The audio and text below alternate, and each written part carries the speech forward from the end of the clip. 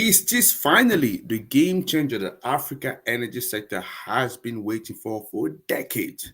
We've seen countless pledges, declaration, and also pilot program. But what if this time with Mission 300 things could be different? Oh, you've never heard of Mission 300 before? Whoa, I'm going to tell you everything about it. And we're going to see whether this will be the program, the initiative that's going to flip everything around in Africa and bring electricity to all, as we've been looking for ages. Stick around because I'm sure you're going to learn a thing or two that you may like.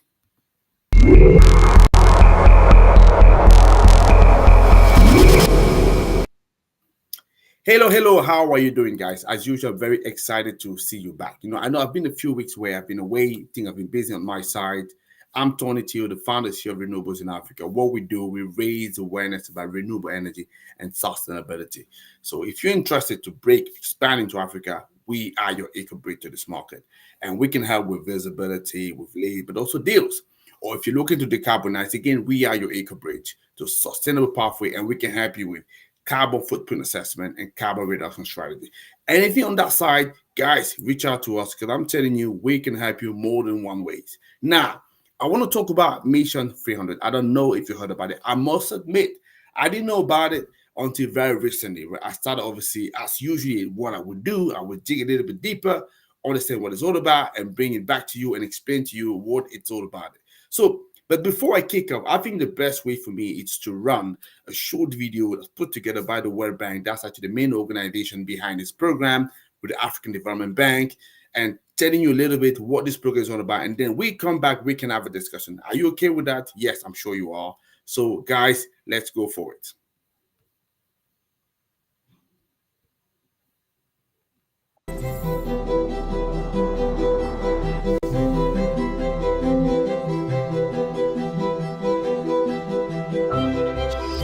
Every day, people, businesses, and essential services throughout Africa are confronted with a lack of power. They must constantly adapt to overcome these challenges. The stark reality is that nearly 600 million people across the continent lack access to electricity.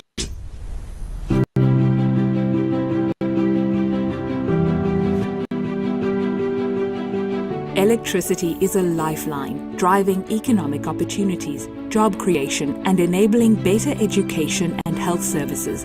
It's also vital for connectivity, greater innovation, and robust growth. It's the key to unlocking Africa's full potential. Without it, a more equitable, prosperous, and competitive future remains out of reach. With advancements in technology and innovation, it is now possible to scale up electricity access, offering the potential to transform lives and economies across Africa. But this will require billions of dollars in investments to reach universal access by 2030.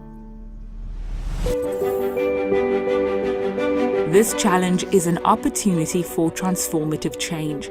An opportunity to advance reforms, improve grid and off-grid access, and bring in private investments to accelerate progress.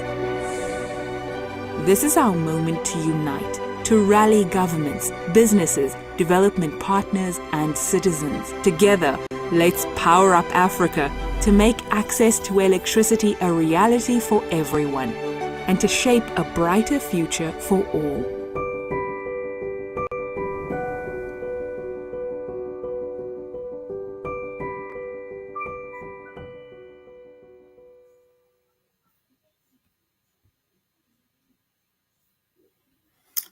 Okay, guys, I think I've shown you a little clip about Mission 300. As you can see, that's a really bold initiative that was actually launched by the World Bank to fast-track universal access to affordable, reliable, and sustainable electricity in Africa, right? So we heard about that kind of time. But I can say something make this program exciting, but also some skepticism as well, right? But let's first of all understand what it's all about. So where does the name come from? So Mission 300. I think it comes from the ambitions to bring clean energy access to 300 million people in Africa by 2030. So 250 million, that will come from national grid and off-grid solutions, but also an additional 50 million as well that we expecting to reach by clean cooking. And what actually makes it stand out? Because I've been doing some digging, understand, okay, what is really different than before? And I've even attended a briefing session. I'll show you a short video talking about that. So what I've seen is, of what I've heard, right? Obviously, yet to be, let's say, fully seen in action. But let's say the premises seems encouraging at the moment. So first of all, this initiative led by the World Bank, the African Development Bank, and also other partners, from philanthropy like the Rockefeller Foundation. It looks like this time around they really want to work together as one system, as opposed to working in silos has been back in the days. And the initiative, it led by government through what we call Energy Compact. What is Energy Compact? Again, I'll come back to that shortly. But yes, Energy Compact. So, and he also mobilizes private capital and looking at de-risking early stage investment, which is key, because if we don't do that program like that, we'll not never go very far, right? And it's looking at synchronizing national reforms with global support platform, right? So yes, and it's another broad pledge, and it's a compact with teeth, right? That's what that's what I could see. Yep. And who are the main players in these programs? I think I mentioned some of the main one. It's really the World Bank, right? But it's not working alone.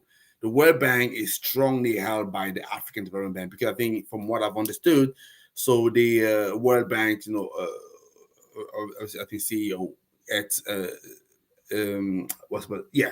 RJ Banga, obviously, I forgot his name. So obviously they decided to come up with a new initiative. He was looking at how many people got electrified over the last decade or so, and that was about 100 million, and he wanted to double this amount and go even further. So they came up with 250. So we started talking with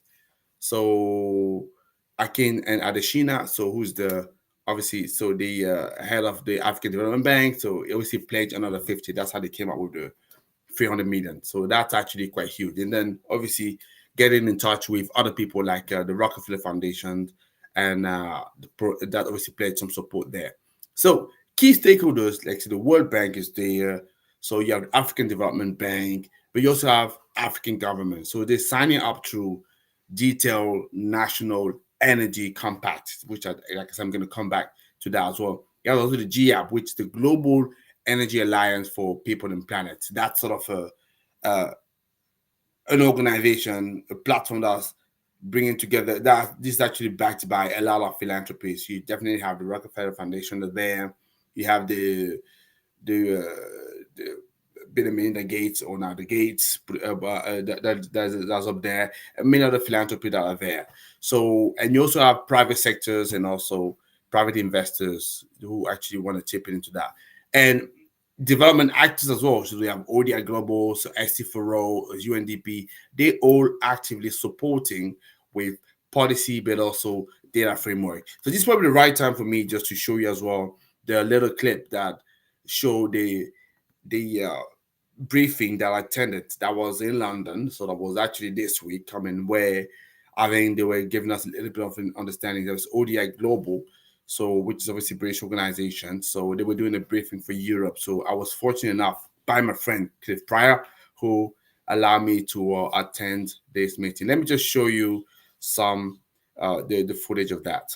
Increasing power generation, transmission and distribution, supporting cross-border power transmission and regional power trading, a very important point. Expanding electricity and clean cooking access, creating a strong investment climate for the private sector, and improving the performance on power utilities. So 20 additional countries are in the process of negotiating, with 5 of those countries presenting key points of their planned compacts during the event at the World Bank hosted.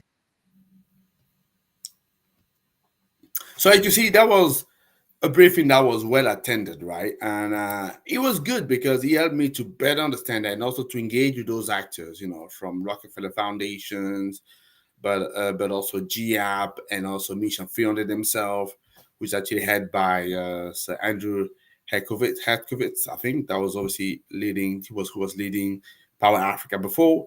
So what actually really makes it different, like I say, so they all coming together, working as a system as opposed to inside of that before. And I know we've had experience of other program ambitions, SC4O, Power Africa Initiative, Desert to Power. But as I say, where Mission 300 seems to stand out is political backing at very high level, where you have president and government signing up to compact. So you have some hard targets, financing pathway, because each country is defined clear target, policy reforms, but also bankable project and end-to-end market development, right? So it doesn't just stop at access. It also consider, affordability, so utility reforms, local jobs, and also built-in private sector role. So you, from the private sector, you're not an afterthought, right? You definitely at the table from the start. So that's actually what makes it interesting. But I'm sure you heard about it before, and I could say the same, right? So, but what really struck me is like it's the willingness for all those big organizations. You have all the MDBs, that the DFIs, so working together, in a system as opposed to insiders, as I say, to really play on each other's strength and make things move forward. So this could make a really different. And also, there was really as well a willingness to have it African led, right? Which again, like I say, it's encouraging at first. Now, obviously, it's all about how is it deployed and implemented, but at least that's what you can see. So it's not just a financing promise, but it's kind of a structural market design intervention. So that is what is good. So what country are on board? So as of now, from what I know, 12 countries, they've already launched the formal National Energy Compact. So why are they important? I just want to let you know right now, because you saying that you want to tap into Africa, you're looking for market where you want to penetrate, looking at opportunities. You want to pay attention to those 12 countries, right? Because Mission 300 electrify 300 million people. Some country already stepping forward and say, hey, we want to be part of this program. Guess what? Opportunity will be there, all over the place, right? So who are those countries? So we have DRC, we have Cote d'Ivoire, Liberia, Malawi, Mauritania, Madagascar, Niger, Nigeria, Senegal, Tanzania, Zambia, and Chad.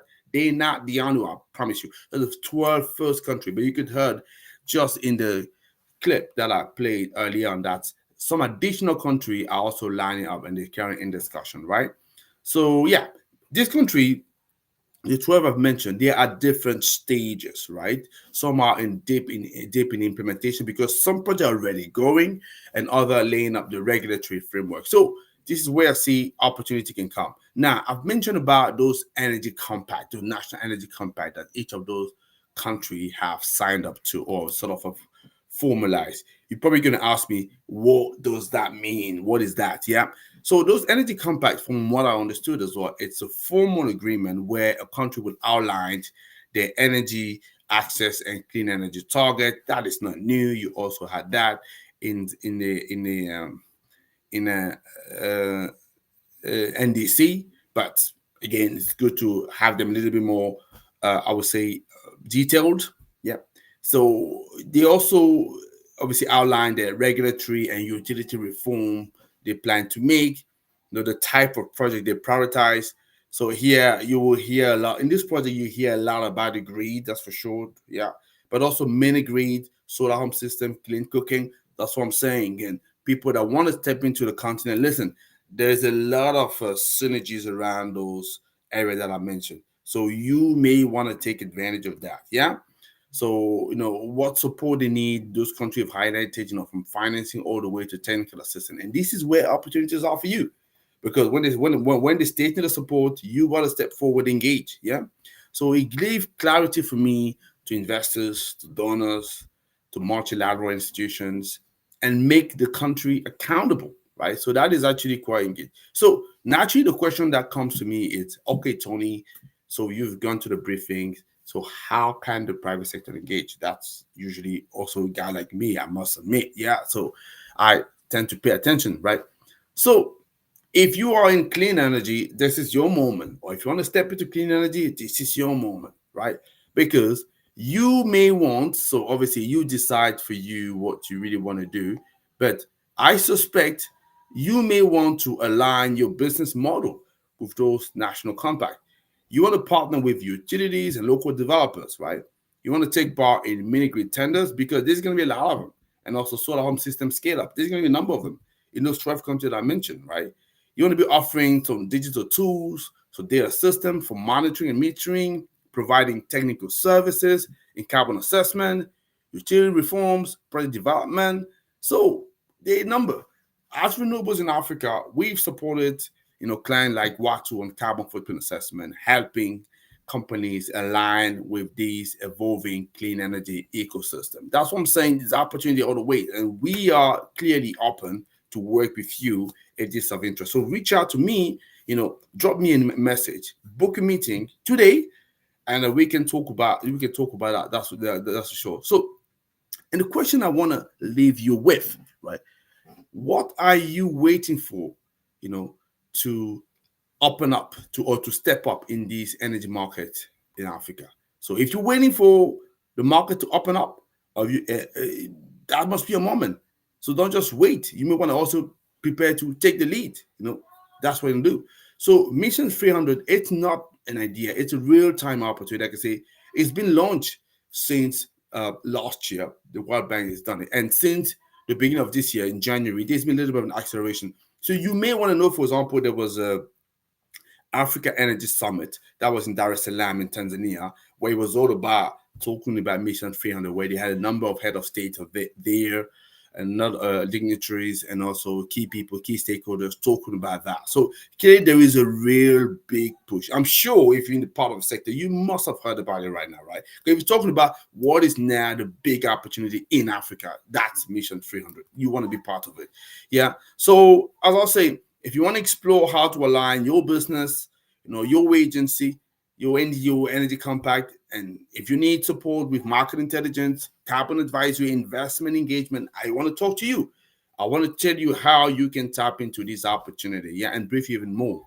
And then, so don't hesitate to engage. But in between, don't forget, guys, so we have our custom build, so clean energy GPT assistant, to help you stay informed and make smarter decisions. I'm going to drop the link there and make sure I take advantage of that. So together, I believe we can make Mission 300 not just a goal, but a milestone. We can all engage. Yeah.